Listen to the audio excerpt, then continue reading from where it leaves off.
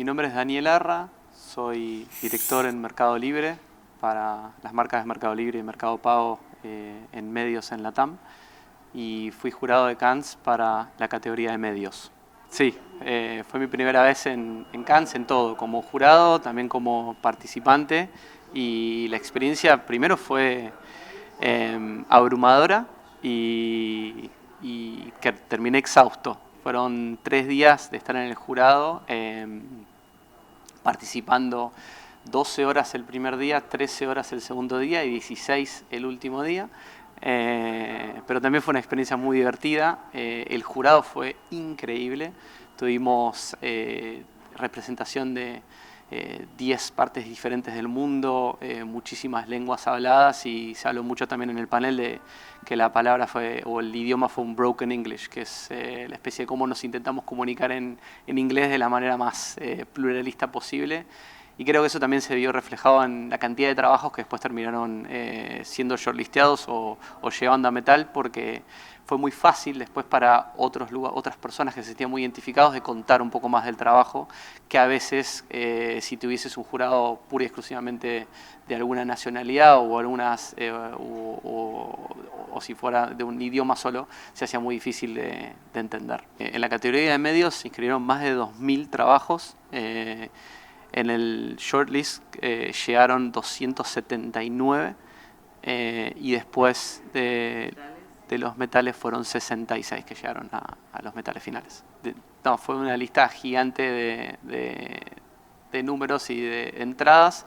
Esa experiencia también arranca antes. En sus casas hacemos una evaluación previa. Nosotros que somos jurados del shortlist y también otros tantos jurados que no pudieron venir acá, pero que participaron y tuvieron un rol igual de importante que nosotros en elegir de estos 2000 trabajos, los 279 que terminamos trabajando estos 3 días.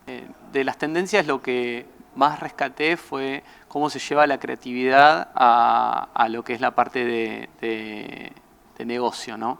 Las marcas trabajaron mucho temas sociales y culturales, se habló mucho de lo que es inteligencia artificial, se habló mucho también de lo que es uso de datos en las piezas que se trabajaban.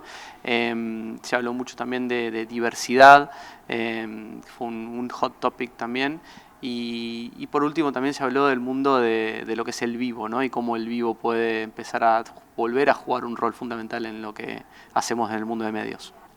La elección del Grand Prix fue unánime, pero fue muy debatida. Y fue muy debatida porque hubo 2 o 3 piezas que también llegaron a esa nominación. Y la razón por la cual fue unánime es porque el Grand Prix de medios que habla de DAB habla de un momento en el tiempo, ¿no? Es un momento donde la inteligencia artificial está muy en boga, se habla muchísimo de cómo eso puede redefinir el futuro, lo que hacemos, y DAB durante muchos años viene hablando de esa transformación a nivel belleza, y poder usar una pieza, usar la creatividad y después meterla en el mundo de medios, con la asociación que ellos tuvieron con un partner digital, nos pareció que era un buen momento o buena forma de contar una historia y poder después transformarlo en resultados muy positivos para la marca en el mundo de medios. La región tuvo un rol no solamente protagónico, sino que espectacular. Pudimos traer historias muy distintas desde Brasil, desde México, piezas de Colombia, piezas de Argentina, de Uruguay. La verdad que fueron todas increíbles y contaban historias diferentes. Y fue muy fácil después hablar de cómo esas historias se transformaban en un buen plan de medios y que ese plan de medios después terminara transformándose en resultados para el negocio, pensados específicamente desde el lado creativo, ¿no? Que en vez de tener un buen plan de medios es cómo el medio impulsa esa creatividad.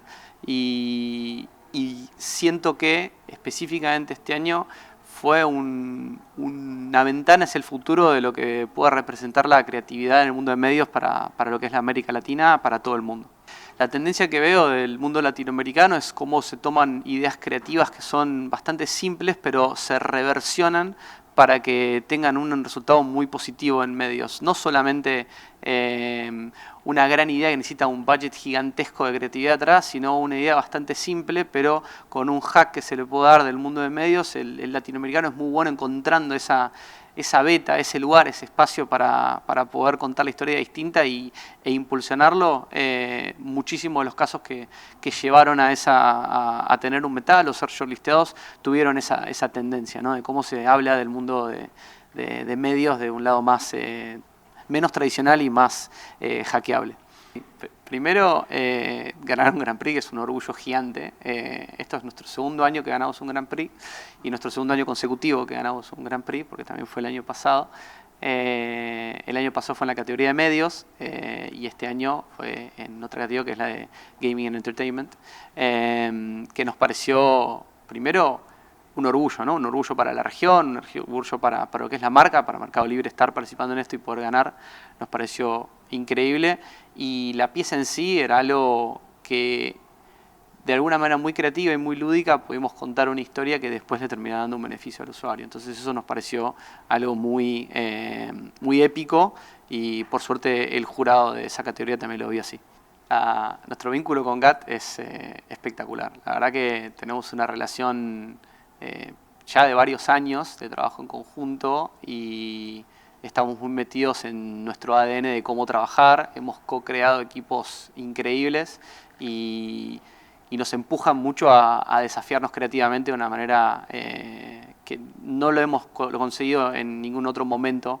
Y se ve mucho en la calidad y en la cantidad de piezas que estamos haciendo, ¿no?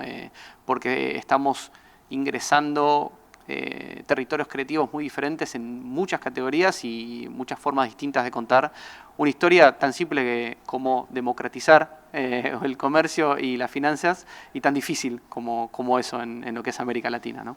Nosotros trabajamos principalmente con dos agencias. Nuestra agencia creativa es GAT, como te mencioné, pero después trabajamos con nuestra agencia de medios, que es ZB, que nos ayuda a poder transformar toda estas grandes historias creativas y con una fuerza tan potente en un plan de medios robusto que termine generando resultados.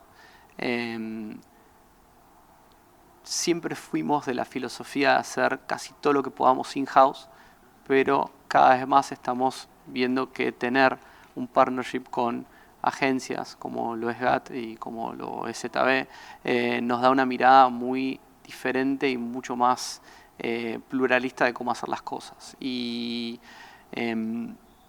nuestro día a día consiste en pelearnos mucho con GAT, pelearnos mucho con ZB, porque creemos que tiene grandes beneficios en tener ideas con muchas idas y vueltas, ¿no? Pero una vez que cerramos esa idea es cómo la implementamos de una manera más rápida, más simple y cómo escalamos ese negocio. Y realmente esa conjunción de trabajos es un trabajo a tres manos en el cual la parte creativa, la parte de agencia y la parte in-house que tenemos nosotros se hace muy o cada vez más importante y cada vez más sólida. Y eso solo se puede haber logrado con el volumen y la escala que estamos teniendo hoy en día. Pero en principal, la comunicación, ni siquiera te diría que en 10 o en 5. Creo que en los próximos año y medio va a cambiar drásticamente. El uso de AI es algo que se vino para quedar y la escalabilidad que está teniendo eso es abrumadora. La verdad que esa es la palabra. Vamos a tener que trabajar muchísimo en entender cómo estos algoritmos que hoy en día lo vemos como bichitos, poder empezar a estar conformes en cómo trabajar con ellos, entrenarlos para que podamos empezar a trabajar esa comunicación de forma mancomunada. Veo la comunicación girando mucho más hacia cómo podemos escalar lo que queremos decir y cómo lo decimos, mucho más con audiencias y tailor-made para cada grupo de personas que queramos hablar, y veo una forma mucho más